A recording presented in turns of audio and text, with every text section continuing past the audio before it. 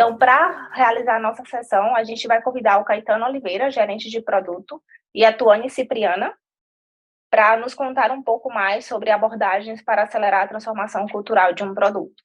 Caetano, Tuane. Bom dia, gente. Eu sou Tuane, eu sou uma mulher negra de tranças pretas e longas. Eu estou usando uma camiseta azul petróleo com o logo da XConf. Eu estou com fundo virtual, com a idade visual da XConf, da cor azul petróleo também, e com algumas formas geométricas coloridas. Bom dia, gente. Eu sou Caetano Oliveira, sou gerente de produtos aqui na Totalx também. Sou um homem branco, de cabelo castanho curto, óculos, barba. Estou com um fundo branco e uma camiseta azul marinho também da XConf. A gente vai falar hoje, então, gente, sobre as nossas abordagens para acelerar a transformação cultural de produto em uma das nossas clientes. A gente queria começar relembrando, assim, eu sou engenheiro de formação, mas todo mundo que passou por física no colégio também deve lembrar.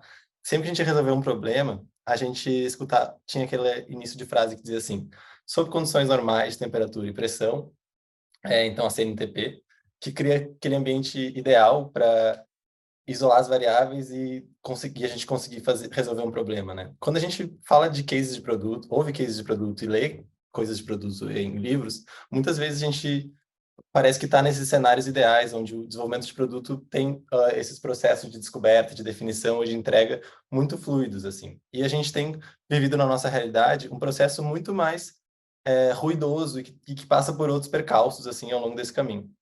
E o que a gente vai contar aqui hoje não é um case de um produto específico, mas sim como nós, eu e a Tuane, como consultores de produto, tentamos acelerar a adoção de boas práticas na construção de produtos digitais em uma das nossas clientes. Então, como é que a gente fez os times conseguirem ter mais fluência na hora de desenvolver seus produtos digitais, conseguindo ter processos mais bem estruturados?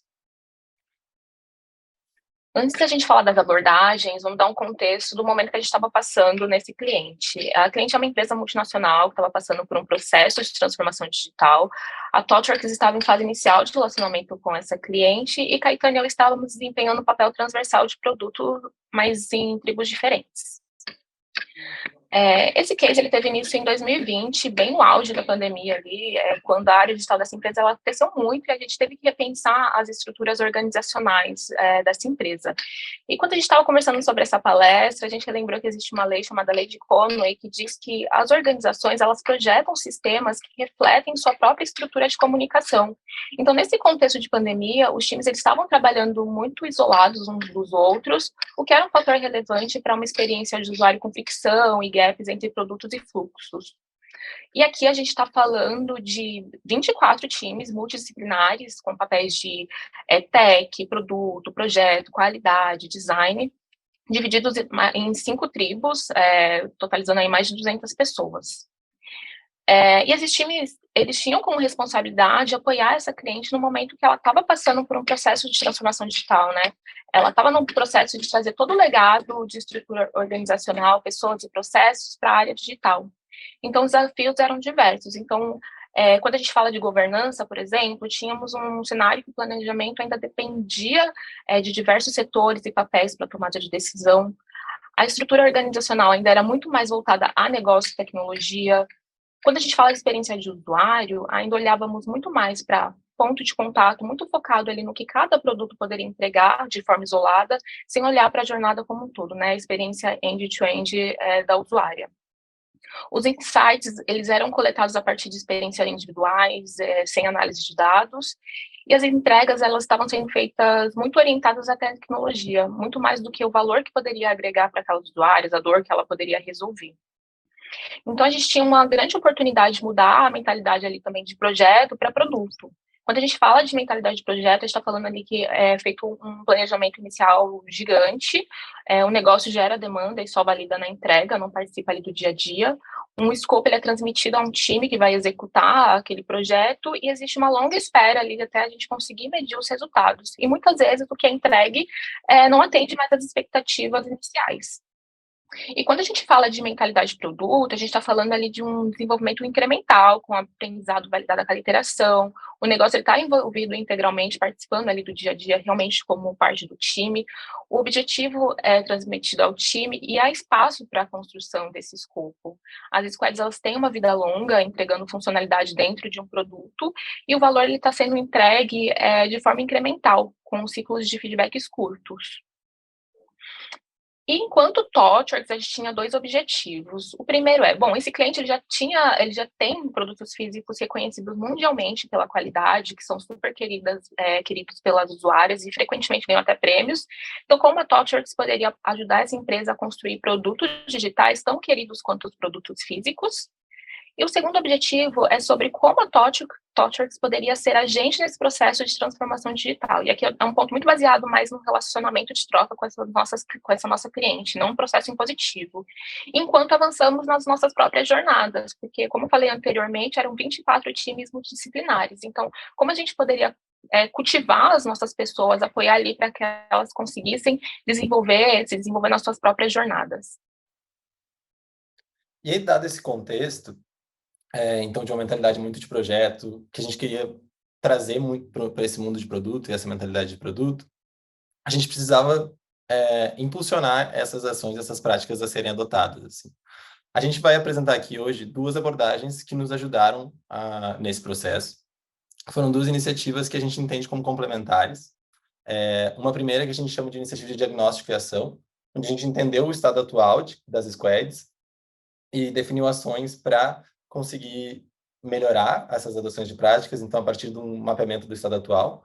E uma segunda abordagem que a gente chama uma abordagem de artefatos, que foi a disseminação de culturas de produto e práticas a partir de materiais que solidificassem esse conhecimento de produto dos times e facilitasse a comunicação a partir de artefatos. A gente queria fazer um agradecimento aqui às pessoas que nos ajudaram muito a construir esses, que além de mim e do Tony, que estávamos como pessoas consultoras de produto nessa conta, a Marta Duarte, o Rafael Dai, o Roberto Ferman, o Rafa Gomes, que foram muito necessários para essas 2 abordagens também. A gente está aqui só como porta-vozes. Eu vou falar um pouquinho primeiro dessa abordagem de diagnóstico e ação. A gente chamou ela de uma abordagem de diagnóstico de maturidade de produto. Por quê? Como eu falei, a gente mapeou o estado atual das squads. Então, a gente tinha um primeiro passo que era, junto com as lideranças das squads, quando eu falo de liderança, eu falo das pessoas gerentes de entrega, as pessoas de produto, de UX, tech leads, elas avaliaram como as squads estavam construindo produtos digitais naquele momento. Então, como é que estava sendo o processo de estratégia tática operacional da entrega de software. Num segundo momento, a partir da avaliação do estado atual, a gente escolheu, das 5 temáticas que a gente falava de produto, escolheu priorizar 2 delas para se aprofundar e pensar como é que a gente poderia levar ao nível de maturidade nesse sentido. Então, a gente pensou em ações e responsáveis para elas, até que, em um quarto momento, a gente foi para o momento de executar essas ações, medir os resultados e acompanhá-las. Assim. Quando eu falo de diagnóstico de maturidade, eu queria muito fazer um disclaimer muito forte, assim, que a gente entende que aqui a gente usou essa palavra maturidade, mas não como um fim, assim, a gente sabe que a maturidade pode ser relativa para diferentes times, a gente usou muito como uma conversa de entender a fluência que os times precisavam construir produtos naquele momento, assim. Então, definiu padrões para o que era necessário para cada um. Então, falando um pouquinho de produto, a gente dividiu o produto em 5 grandes temáticas. A primeira delas era a priorização, então como é que os times estavam definindo as prioridades de seus produtos, como é que estava sendo o acompanhamento dos resultados, a medição e acompanhamento deles, as práticas de descoberta, como é que os papéis que compunham aqueles times se relacionavam, e também, em relação ao escopo de financiamento, como é que os objetivos desses times estavam claros e bem comunicados.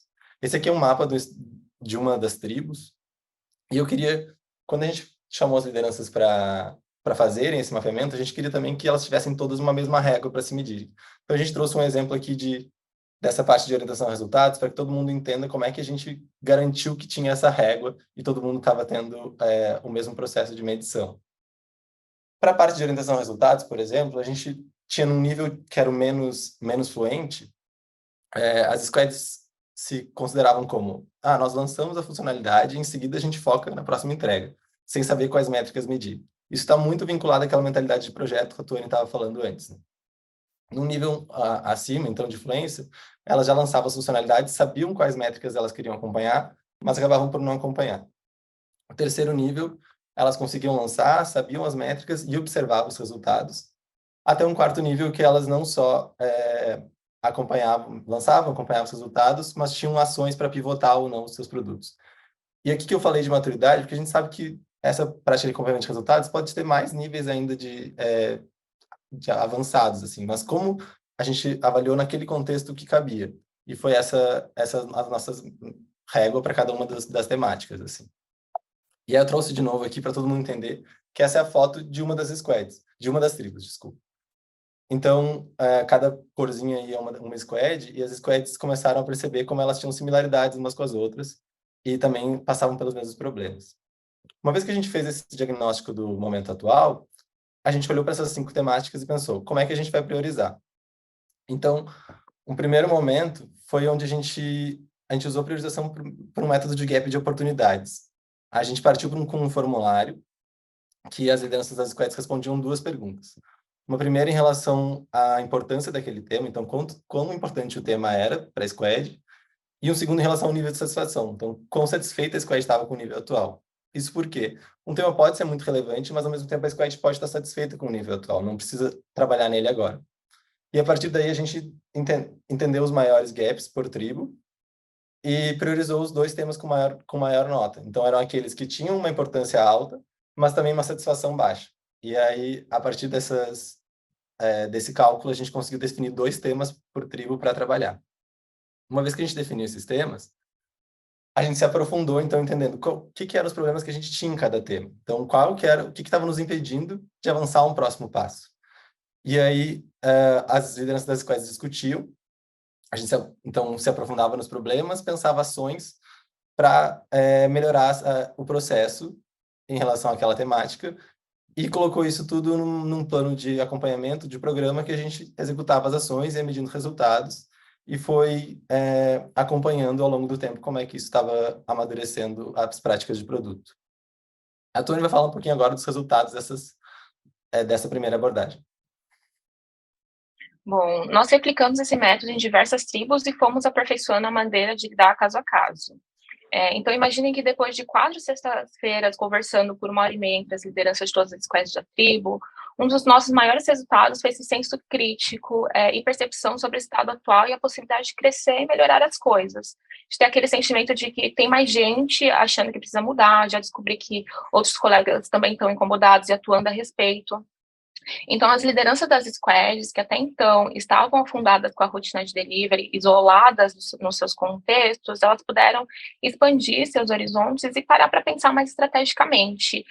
Como falamos lá da lei de Conway no contexto, aqui foi um grande movimento para a gente conseguir quebrar isso e começarmos a trabalhar mais integrados. Bom, o outro foi, uma vez que todo mundo saiu ali da sua caverna, o que começou a acontecer foi uma maior troca de prática entre as squads. Então, os times, eles começaram a aprender uns com os outros. Então, como cada um lidava com aqueles problemas. Então, existia antes uma dificuldade de mais de um time, por exemplo, em conseguir consolidar os resultados de discovery. Então, um dos times compartilhou o que fazia uma dinâmica X para conseguir melhorar isso, e a disseminação dos aprendizados, e outros times passaram a fazer também para resolver essa dor. Em paralelo, esses diagnósticos e ações, eles serviram também de insumo e material para a gente conseguir cavar mais oportunidade para falar sobre produto. A gente conseguiu mostrar para stakeholders mais céticos o estado atual, e para stakeholders que já entendiam o problema, essa foi uma ferramenta para a gente ampliar vozes e dar mais solidez aos argumentos. Então, nesse período, o que a gente viu um fortalecimento muito grande ali de uma vertical design dentro da cliente, que é responsável por provocar um pensamento mais centrado na usuária e de práticas de produto. Obviamente, nem tudo são flores, né? Nem tudo deu certo, então a gente teve muito aprendizado também. E a primeira dificuldade era coordenar as ações ali entre tantas squads que estavam envolvidas e comprometidas já com as suas entregas. Então, era difícil a gente conseguir achar espaço para coordenar, ainda mais para executar as atividades planejadas ali em tribos com tantos times, né? Isso também foi dificultado porque a gente não conseguiu o buy-in total das stakeholders. Então, a gente usou o diagnóstico para provar que mudanças eram necessárias, mas elas ainda não eram suficientes para que a gente garantisse o espaço para conseguir executar as ações que foram priorizadas. Isso serviu de aprendizado para a próxima abordagem que o Caetano vai falar agora. Então, como a gente tinha apresentado lá no início, a segunda abordagem usou muito se usou de artefatos que solidificassem, então, esse conhecimento de produtos. Quando a gente fala de artefatos, a gente fala da construção de materiais que discutissem, que comunicassem tanto a estratégia do produto até a entrega e o delivery dele. Essa abordagem, ela teve 3 passos principais. O primeiro deles, então, era conhecer o contexto atual das squads no dia a dia, assim, como é que as squads estavam. Mais do que mapear o estado atual, diferente do diagnóstico, a gente foi vivenciar com as lideranças como é que elas estavam executando e acompanhando. Num segundo momento, a gente deu um passo atrás e tentou influenciar a parte estratégica dos produtos, pensando nas entregas futuras. E aí a terceira parte foi, de fato, acompanhar as entregas que a gente tinha planejado no passo 2. E esses 3 passos foram muito baseados na construção desses materiais, que a gente chama de artefatos. Então, ele foi muito suportado por esse tipo de comunicação. Sim, e dividimos o plano de trabalho em 3 tipos: operacional, tático e estratégico. A cada nível, a gente levantou uma série de atividades e materiais que poderíamos construir com os times para que desse solidez ao processo de criação de produtos. Começamos por uma abordagem de baixo para cima e depois de cima para baixo. Como ainda não tínhamos muita influência para mudar a parte estratégica, nos aproximamos mais da tática operacional. Então, a gente parou com as lideranças dos times, entendemos como estava acontecendo o delivery, escrita de histórias, uso do Gira, mapeamento de histórias, Gira e tal. Em seguida, a gente construiu, apoiando em facilitação de sessão e pareamento com as squads, canvas de visão de produto, stakeholder mapping, visualização dos objetivos, árvore de oportunidades. Todo esse processo permitiu que a gente conseguisse influenciar o futuro ali dos produtos, né, até chegarmos numa definição de objetivos mais estratégicos.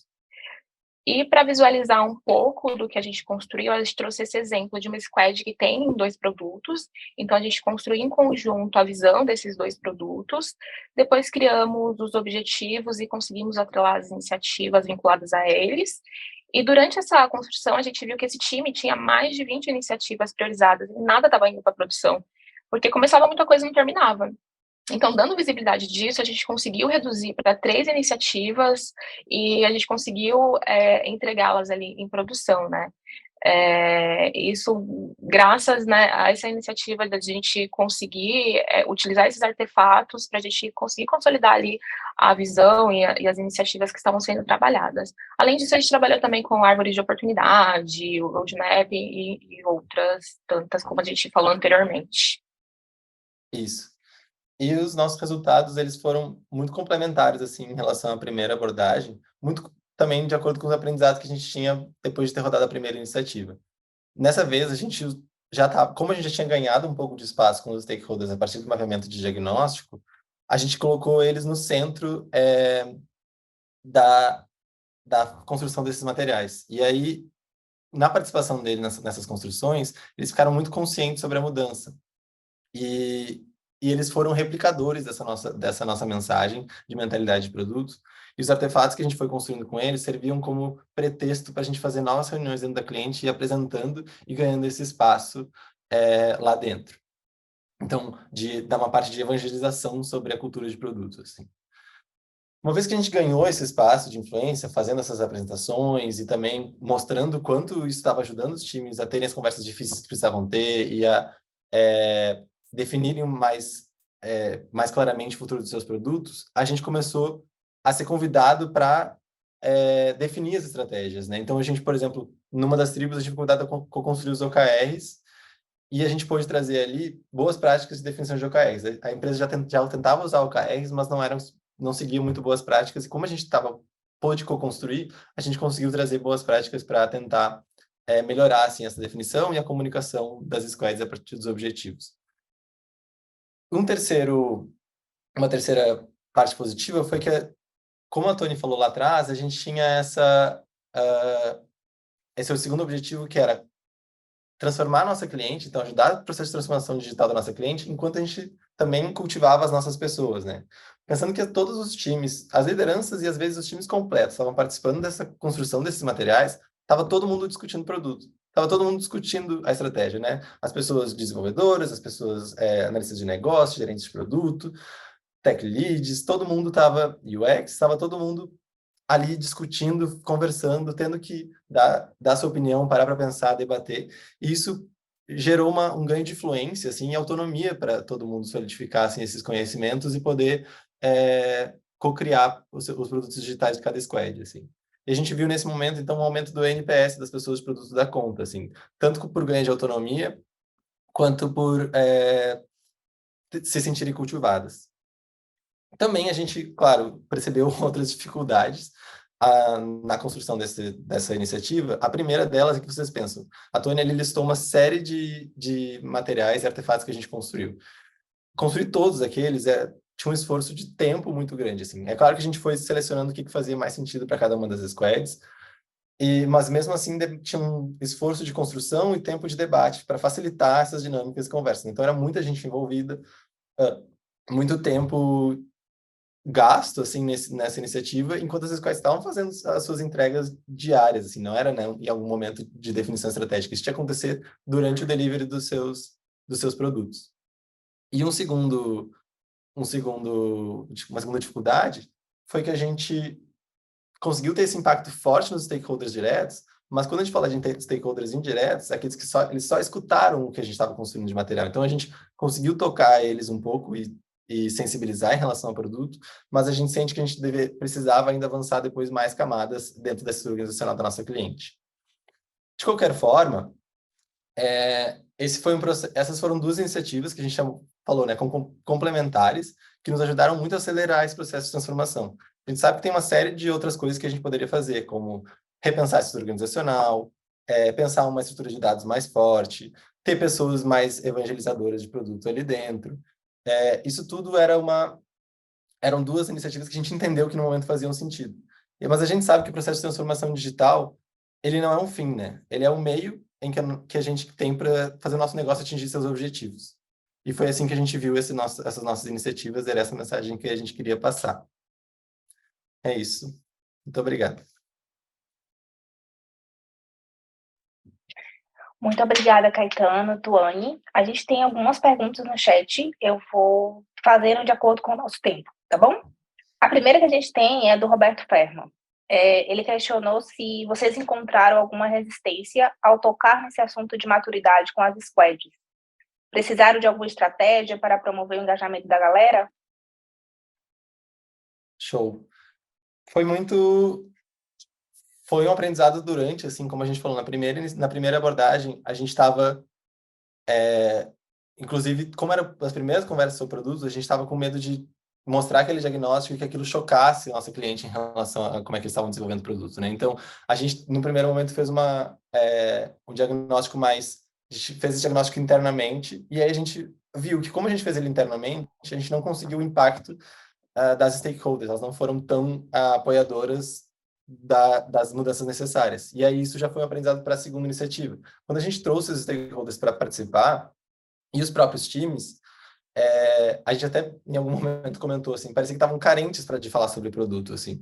Quando elas viram, tinham uma barreira para participar da primeira sessão, mas uma vez que elas participavam da primeira sessão e viam como tinha desalinhamentos possíveis e ou tinha outros caminhos possíveis para os seus produtos, aquilo abriu muitas portas, assim. Então, tinha uma barreira inicial, mas uma vez que a gente conseguia convencer aos primeiros passos, assim, isso abriu muitas portas.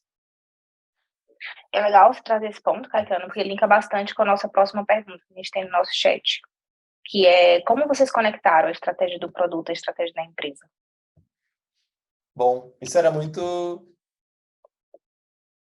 A empresa tinha uma empresa muito grande, multinacional, então a gente tinha sempre, anualmente, uma estratégia da companhia que ia sendo quebrada por marcas, e as tribos recebiam, então, das marcas, assim, objetivos e key results que elas precisavam, que elas estariam vinculadas. E aí, era a raiz de onde a gente partia para essa definição de OKRs que a gente tinha por tribo, e a gente acabou usando sempre OKRs por tribos, e as squads se conectavam com esses OKRs, assim, de acordo com as iniciativas que elas tinham. Bacana. Tem uma pergunta também da Catiana Maia, que ela gostaria de saber que tipo de artefatos foram criados. Se vocês poderiam dar algum exemplo. Deixa eu falar, Antônio. Sim, bom, a gente criou visão de produto, OKRs, roadmapping, como a gente é uma consultoria, como na ThoughtWorks é uma consultoria, a gente fez também um mapeamento de stakeholders para a gente conseguir ter iniciativas ali de como abordar determinados assuntos com determinadas pessoas. Então, foram vários, assim, foi realmente algo, o Caetano está compartilhando a tela aí, né, mas de baixo para cima ali, desde o operacional ali até template de card, né, de user story, por exemplo, até o mapeamento até os OKRs ali, que está na fase mais estratégica. Bacana. Temos a pergunta da Marina Coneu, que ela traz, né, um comentário que o modelo de consultoria atua muito em projetos, ela já atuou em uma e viveu isso na prática, e ela gostaria de saber como é que vocês fizeram essa transformação de mentalidade, de projeto para produto, ou até serviço, para as empresas contratantes, o cliente, no caso. Sim. Essa transformação cultural é sempre muito gestão da mudança, né? E gestão da mudança fala muito se baseia muito nessa gestão de confiança, de colaboração. Então, como a Tony tinha citado lá no início, né, a gente tinha esse objetivo de transformar a nossa cliente, mas também não de uma forma impositiva, né? Assim que a gente faz transformação digital na ThoughtWorks. Então, a gente não tem a nossa maneira de desenvolver software. A gente é muito baseado na metodologia e nos princípios ágeis, mas a gente entende, a partir do contexto da nossa cliente, como que o ágil vai funcionar para ela. E eu acho que esse processo de transformação se baseia muito nisso, assim, na co-construção da forma da cliente de fazer produto digital. Eu queria agradecer novamente o Caetano e a Tuane por essa palestra. Muito obrigada pelo compartilhamento. Muito obrigada a todos.